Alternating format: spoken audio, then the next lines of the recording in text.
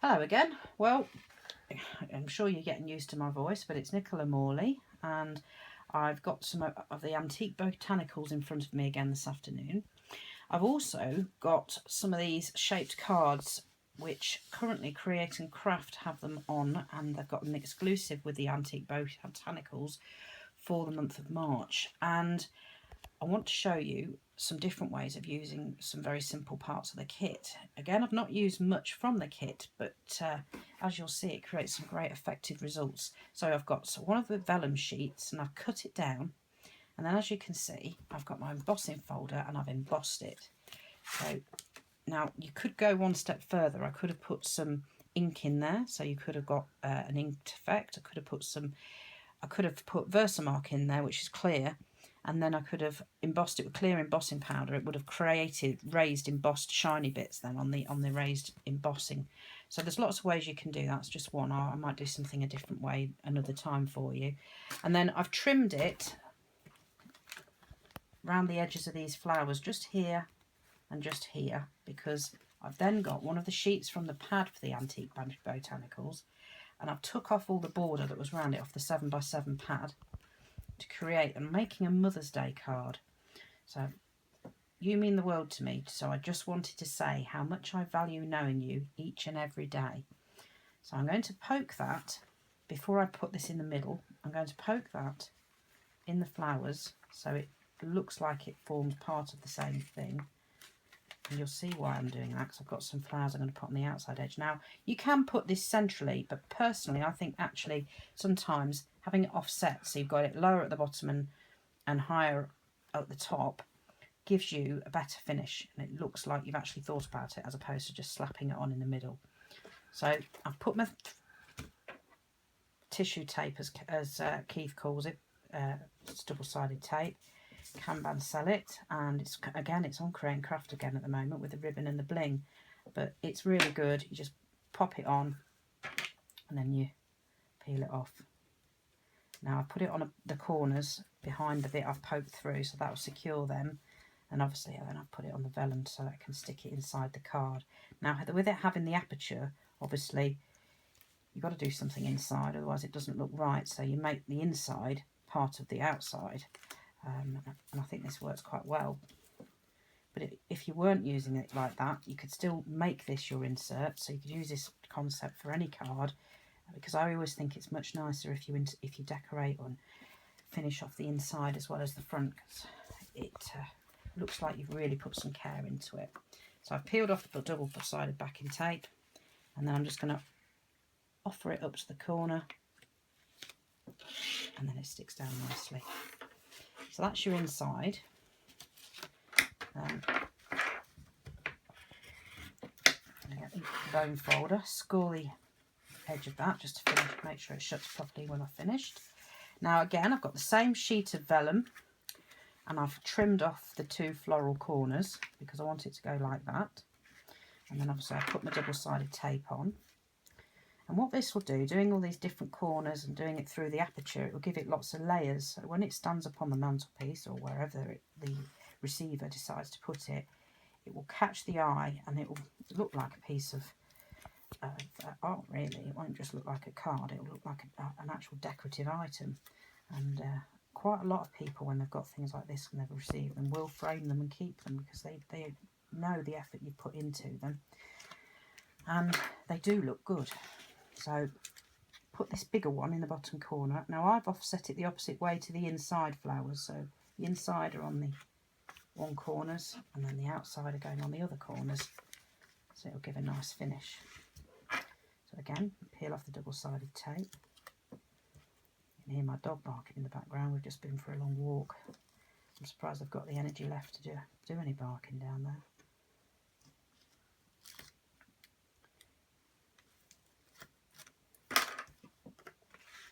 We put this one in this top corner.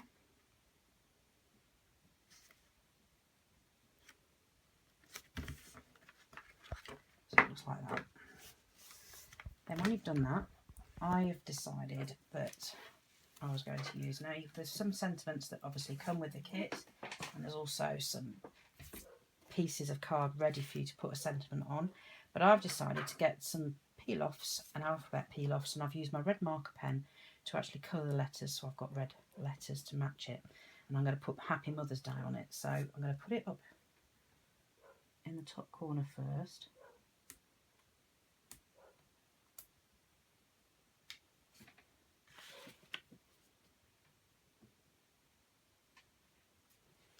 I won't be surprised if you hear my son yelling in a minute to shut the dogs up. Hopefully not.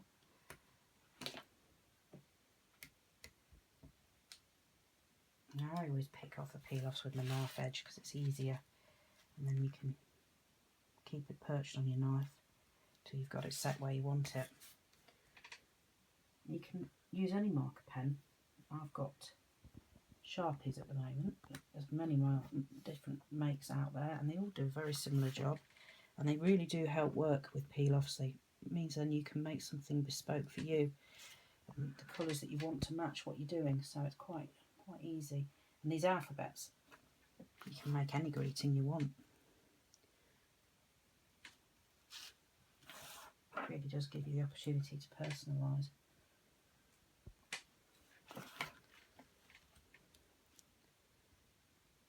You've got your happy.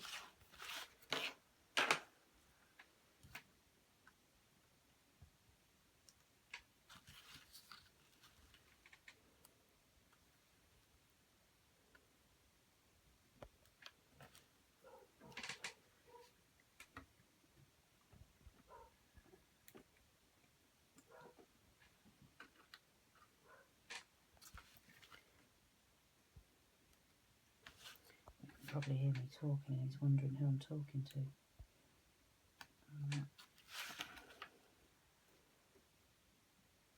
Now what I would say when you do these peel-offs with your marker pen is colour them, and do it while you're doing it before you're doing anything else. So if you know what you're going to do, then colour them first and let them dry for 4 or 5 minutes, just so that you don't get the red marker all over your fingertips.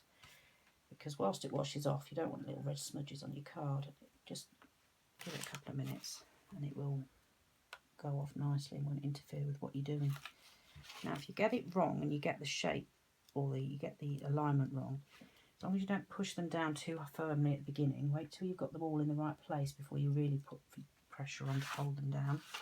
Then it gives you the opportunity, which I think I'm going to have to do with my E in a minute, to move them.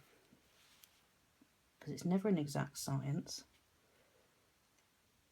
You think you're going to put your letter one way, and then you look at it and just sort of step back for a second, and you look at it and think, no, I don't like it like that. So there you go.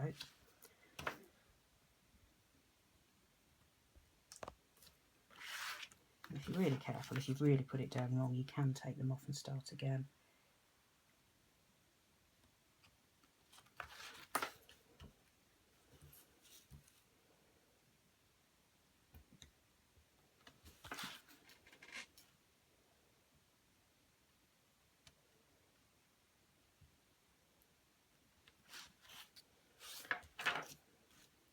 Nearly there.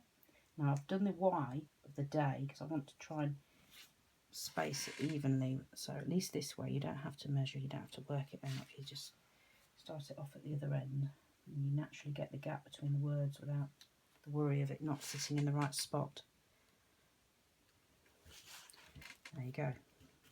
Then when you've finished, now to rub it with your finger, what I tend to do is use the back of my bone folder just to make sure that I've caught it all. So once you've done that, you could leave it at that if you really wanted to, or want to finish it off. So I've got some of the, again, going back to the kit, I've got some of the butterflies that came. Now I've picked 5 out, but I don't know what you think, but I always think a card can be an organic thing as you're going along. So although I've picked 5 out, as we do it in a moment, you'll see I might use 5 or I might use 3. So as always, get the bone folder and get some shape. As I said before, once I've done that, I always shove my nail in where the body is, both sides, so I can create an indented body. And then I get my glue.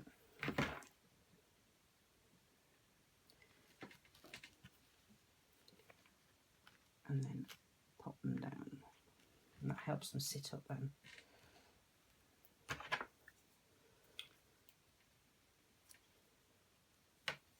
Now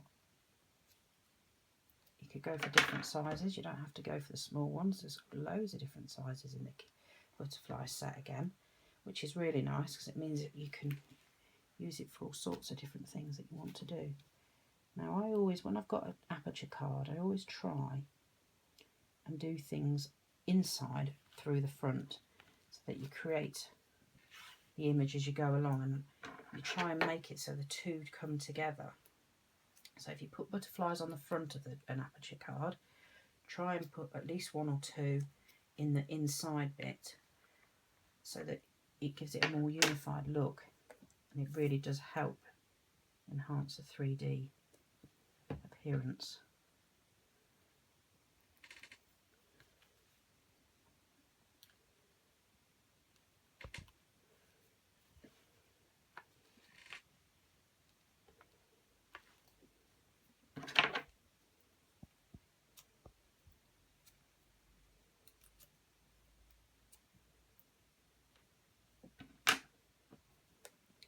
Now at this point you can obviously put different inks on them if you've got the right colour, or you want to age it, you can get your distress inks on it.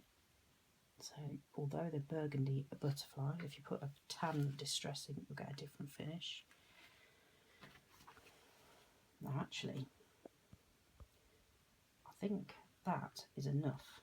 I was going to put the 5 on, but I think 4's enough. And that's what I mean. As much as you think you're going to do it one way, sometimes as you make the card, it tells you itself what it wants.